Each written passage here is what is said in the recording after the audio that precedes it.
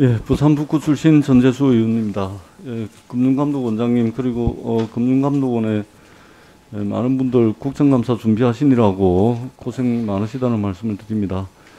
원장님, 갑상선 결절 고주파 절제술 혹시 들어보셨죠? 예, 그렇습니다. 예, 이게 요즘 이제 전 세계적으로 이게 갑상선 관련 발병률이 굉장히 많이 높아지고 있는데 이게 초음파 기기가 도입이 되다 보니까 전 세계적 현상인데 그러다 보니까 갑상선 관련 보험 분쟁도 많아지고 있습니다. 오늘은 이제 갑상선 결절 고주파 절제술과 관련해서 좀 여쭤보겠는데요. 사실은 이게 절제술이 수술인지 아닌지에 대한 논쟁이 오래 있었고, 보험사는 고주파 절제술은 수술이 아니라고 주장하면서 끈질기게 보험금 부지급 사유로 이제 이야기를 해오다가 2017년도 우리 법원이 고주파 절제술은 보험계약의 약관상 수술에 해당한다고 봄이 타당하다 이렇게 판시를 하면서 논란이 사실은 일단락이 됐는데, 근데 최근에 이게 또 논쟁이 되고 있는데 이게 보험사가 이제 더 이상 이 수술 여부로는 다툴 수 없다고 생각을 했는지 돌연 갑자기 이 보험회사들이 또 새로운 기준을 들고 나옵니다. 이게 뭐냐면 보험사는 2012년도에 대한갑상선 영상의학회가 이제 공고안을 이제 발표를 하는데 여기서 이 갑상선의 양성 갑상선 결절을 2cm 이하의 경우에는 크기가 커진다고 해도 추적 관찰을 권했다. 그러니까 2cm 이하의 결절의 고주파 절제술을 시행한 것은 과잉 진료에 해당하기 때문에 보험금을 지급할 수 없다. 이렇게 주장을 합니다.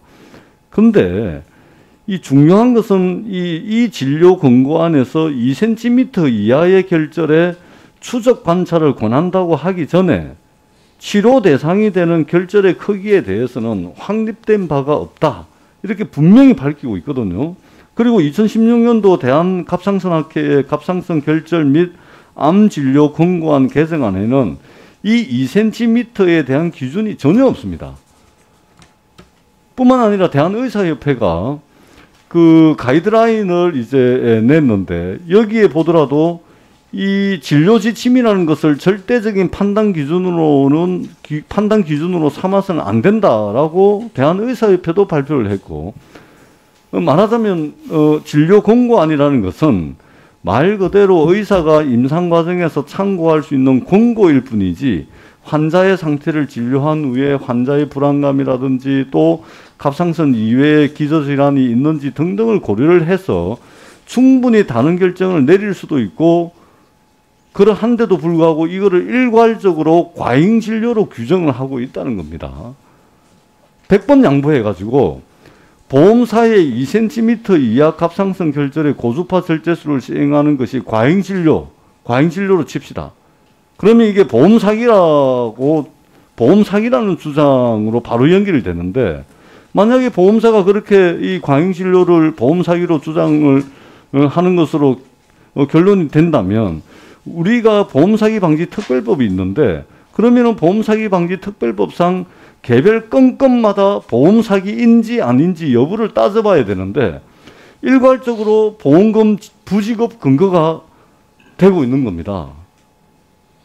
더 심각한 것은 보험사들이 부지급 기준을 약관에 직접적인 치료의 필요성이라는 식으로 애매하게 규정을 하고 있는데요. 저희가 생명보험사 해가지고 생명보험사와 손해보험사의 약관을 전부 파악을 해보니까 조직검사 2회 이상 시행 혹은 갑상선 결절 크기가 2cm 이상 등의 구체적인 내용은 약관이 아니라 심사 기준으로 정해진 수준에 거치고 있거든요.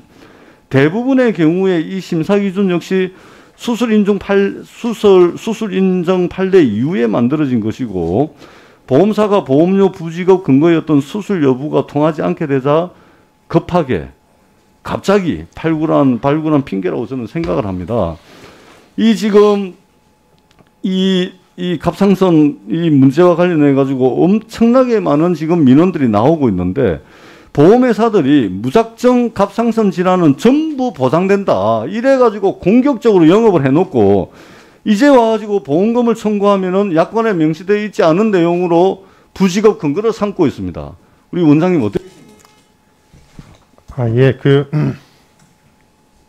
우선 사실 이 부분에 대해서 저희도 상당한 문제점을 내포하고 있다는 점에 대해서는 인식을 하고 있습니다. 말씀하신 대로 이게 부보 대상이냐와 관련해서 첫 번째 부보 대상이면 당연히 보험금이 지급이 돼야 되고, 다만 부보 대상이라고 주장하는 것이 상충이 될 경우에는 그것은 바로 이제 보험 사기로 연결되는 것은 아니고 부보 대상 여부에 대한 판단 문제고, 그 다음에 보험 사기가 되기 위해서는 좀 더 엄격한 어떤 그 요건이 있어야 된다고 알고 있습니다. 그 다음에 이것이 약관에 반영이 되어 있느냐 하는 부분과 관련해서는 저희도 그 부분에 대한 조사를 하도록 하겠습니다. 조사를 해서 명확하게 약관에 반영을 해서 반영이 되어 있는 경우에 확실한 면책이 되는 경우를 제외하고는 사실은 그런 불안전 판매가 이루어진 상황에서 다툼이 있다 그러면 당연히 저희는 소비자들의 이 권리 구제에 대해서는 당연히 저희 앞장을 같이 서줘야 될 것 같고요. 다만 약관에도 보면 2cm라든지 이런 것들, 이런 영상의학회의 조언을 받아들여서 약관에 이미 반영된 데도 있습니다. 그럴 경우에는 그 약관에 따라서 보험금 지급과 관련돼서는 거부하는 것이 타당할 수도 있습니다. 그래서 그런 부분에 대해서는 개별적인 사안을 가지고 판단을 해야 되지 않을까 싶습니다. 그러니까 저희도 앞으로 이 부분에 대한 추가적인 어떤 분쟁의 소지를 없애기 위해서 확실하게 약관에 반영한다든지 하는 등의 지도를 해 나가도록 그렇게 하겠습니다.